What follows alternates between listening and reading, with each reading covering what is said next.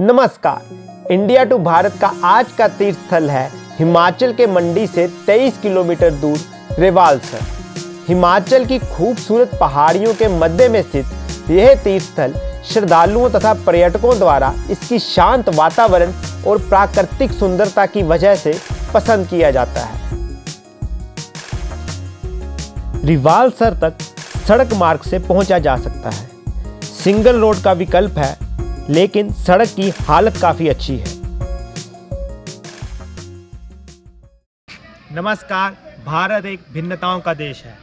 यहाँ खाने पीने की भिन्नता है, भाषा की भिन्नता है, विचारधारा की भिन्नता है और इन्हीं भिन्नताओं में से समय समय पर यहाँ अनेक धर्मों की उत्पत्ति हुई। लेकिन आज हम जिस जगह पर आए हैं, इसे अनेकता में एकता का प्रतीक माना गया है। इस तीर्थ स्थल को त्रिसंगम भी कहा जाता है, क्योंकि यहाँ सदियों से 3 धर्मों के लोग आपसी भाईचारे के साथ यहाँ पर बहुत ही प्रेम भाव के साथ रहते हैं।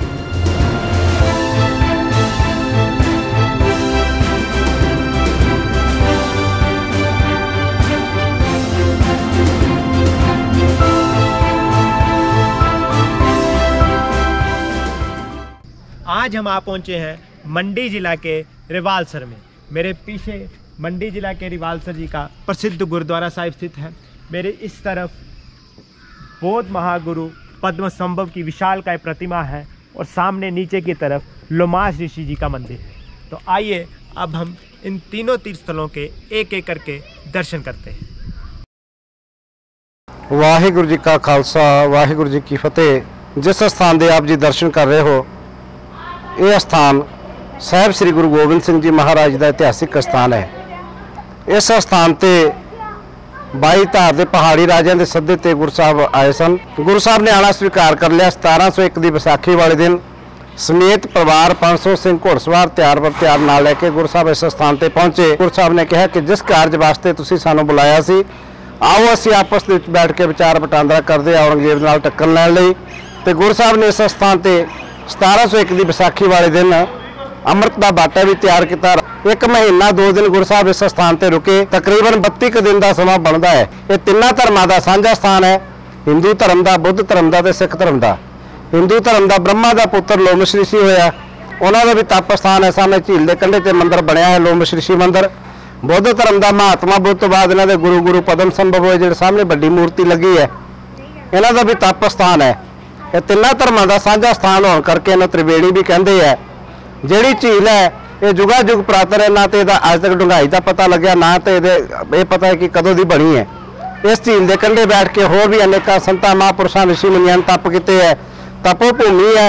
सिकंद पुराण के इस जगह का जिक्र जरूर आता है, पर सिकंद पुराण के इस जगह का जो नाम हरिदेश्वर दस्या गया है, रिवालसर साहब गुरु साहब के आन तो बाद पिया। रिवाल एक ऋषि होया जिहड़ा कि किसी वक्त राजा होया करदा सी। उसदा राज भाग उहदे सरीके ने जंग युद्ध करके खो लिया। उसका जदों राज भाग खुस गया तो दुखी रहन लगा। रेवा का पुत्र रिवाल, उसकी माता का नाम रेवा सीगा। उसने उसने इस स्थान पर भेजा कि उत्थे जाके तप कर, कलयुग दे विच कोई अवतारी पुरख आएगा जिहड़ा तेरा उद्धार करेगा। फिर रिवाल ऋषि का इन्ना तप हो गया सीगा कि इच्छाधारी सप बन गया सी, जो मर्जी रूप धारण करके घूमता फिरदा रहिंदा सी। गुरु साहब ने रिवाल ऋषि के नाम ते ही इस जगह का नाम रिवालसर रखा। सार सरोवर नूं कहंदे आ, रिवाल ऋषि का नाम सीगा, उसे दे नाम ते फिर इस जगह का नाम जिहड़ा है रिवालसर पिया।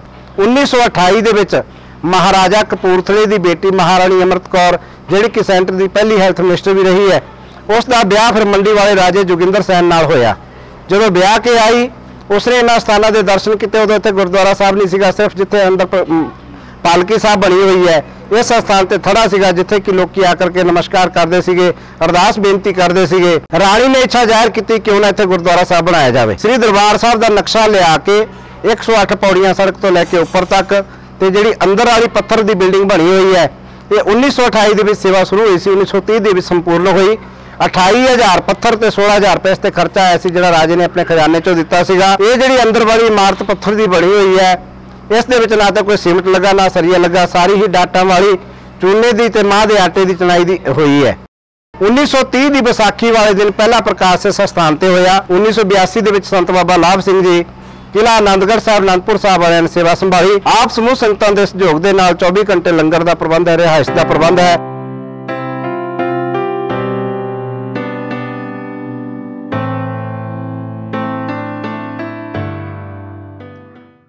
रिवालसर नगर की समुद्र तल से ऊंचाई लगभग 1360 मीटर है और रिवालसर में ही स्थित है विश्व प्रसिद्ध रिवालसर झील, जिसका निर्माण राख से हुआ था।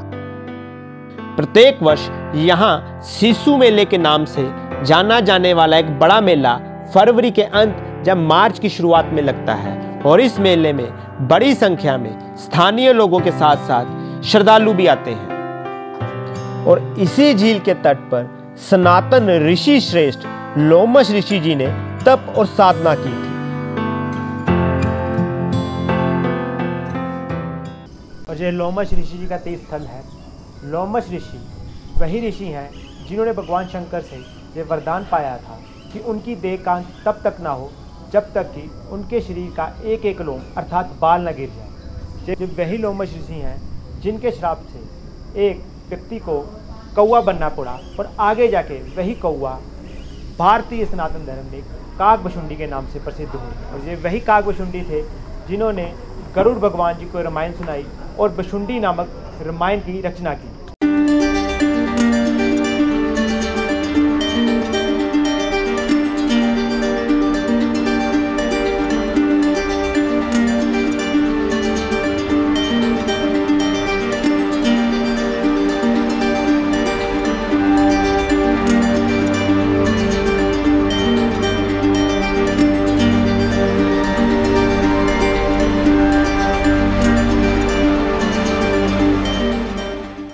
यहाँ हिंदू धर्म के 2 और मंदिर स्थापित हैं। लोमश ऋषि जी के मंदिर के साथ ही सामने प्राचीन शिव मंदिर है और उन्हीं के साथ लक्ष्मी नारायण जी का भी मंदिर है।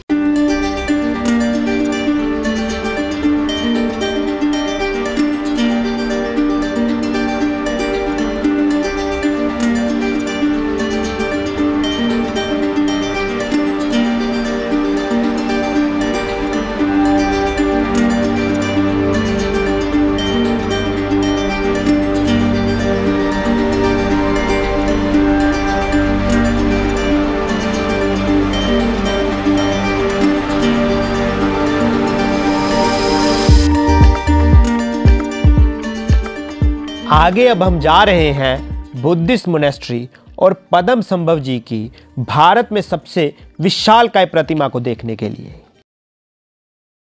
और इस समय हम रिवालसर की जिगर मोनेस्ट्री में पहुंच चुके हैं। यहाँ पर बौद्ध धर्म की शिक्षा के लिए दूर दूर से बच्चे आते हैं। नेपाल से, किन्नौर से, लद्दाख से, हर तरह के क्षेत्र से यहाँ पर बच्चे आते हैं और बौद्ध धर्म की शिक्षा प्राप्त करते हैं।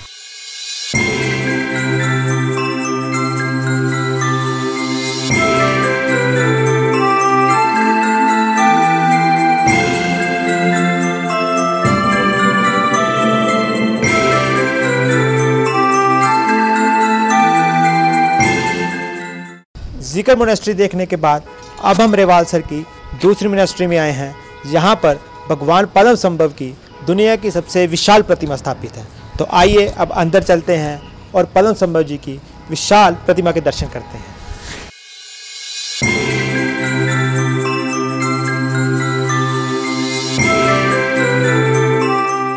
और इस समय हम रिवालसर की सबसे ऊंची चोटी पर पहुंच चुके हैं। मेरे पीछे आप देख रहे हैं पद्म संभव जी की प्रतिमा है, जिन्हें भगवान बुद्ध के बाद बौद्ध धर्म में दूसरा बुद्ध का दर्जा दिया गया है। पद्म संभव जी को गुरु रिम्पोचे भी कहा जाता है और इन्हें ही तिब्बत में पहली बुद्धिस्ट मोनेस्ट्री बनाने का श्रेय जाता है।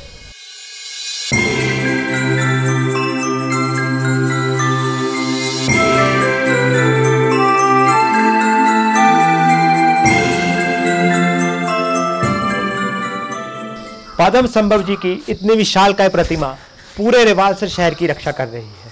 इतनी विशालकाय प्रतिमा मैंने अपने जीवन में पहली बार देखी है। कहते हैं इस प्रतिमा की ऊंचाई लगभग 123 फुट की है। पद्म संभव का अर्थ होता है कमल से पैदा हुआ। 2012 में दलाई लामा जी द्वारा इस प्रतिमा का अनावरण हुआ था और इस 123 फीट प्रतिमा का निर्माण भारत और नेपाल के कुशल कारीगरों द्वारा अपने हाथों से किया गया था। इतनी बृहदाकार की प्रतिमा को देखकर जो नैन सुख और मन को शांति मिलती है, उसको केवल रिवालसर में आकर ही अनुभव किया जा सकता है। और जिस ऊंचाई पर यह प्रतिमा स्थापित है, वहां से पूरे रिवालसर शहर और रिवालसर झील का दृश्य मन की तरंगों को स्वप्न की दुनिया में ले जाता है।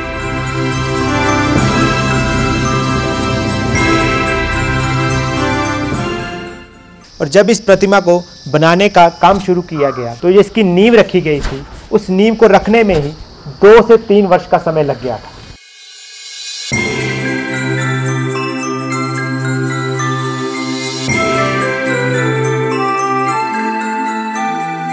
इस पूरे क्षेत्र में पद्मसंभव और यहाँ के राजा हिमाचल प्रदेश के उनकी बेटी मिंदरवा की कहानी बहुत ही ज़्यादा प्रचलित है।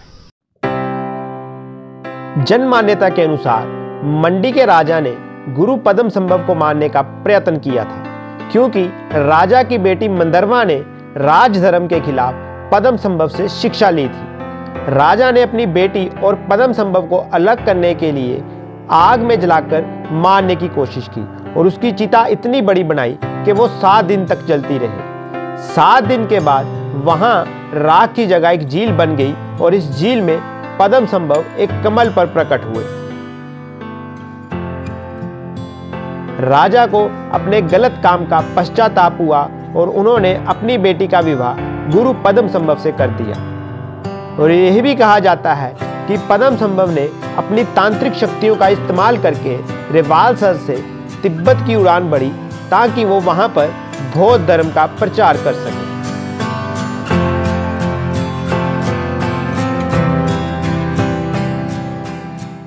बौद्ध धर्म के किसी भी तीर्थ स्थल पर आप चले जाएं तो आपको वहां पर सौम्य और शांत वातावरण देखने को मिलता है। यहाँ हर समय मंत्र उच्चारण चलता ही रहता है।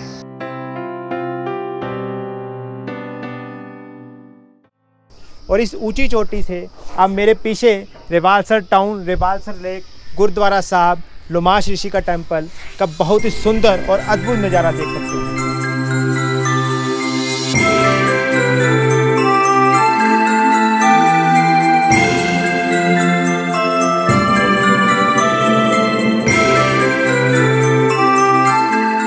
रिवालसर की गलियों में विशेष रूप से आपको तिब्बतियन भोजन ही खाने को मिलेगा। और यहाँ पर रहने की व्यवस्था के लिए गुरुद्वारा साहब, जहाँ लोमाश ऋषि धर्मशाला की व्यवस्था भी है। इस स्थान ते पहुंचने वास्ते जे आनंदपुर साहब तो वाया उन्ना आइए तो 150 किलोमीटर के करीब बनता है। जहाँ दूसरा रास्ता कीरतपुर साहब तो मंडी वाला जरा मणिकरण वाला रास्ता है, नेर चौक पहुंच के नेर चौक तो जरा 18 किलोमीटर रिवालसर साहब है। ये इस स्थान का इतिहास है जी। वाहिगुरू जी का खालसा, वाहिगुरू जी की फतेह।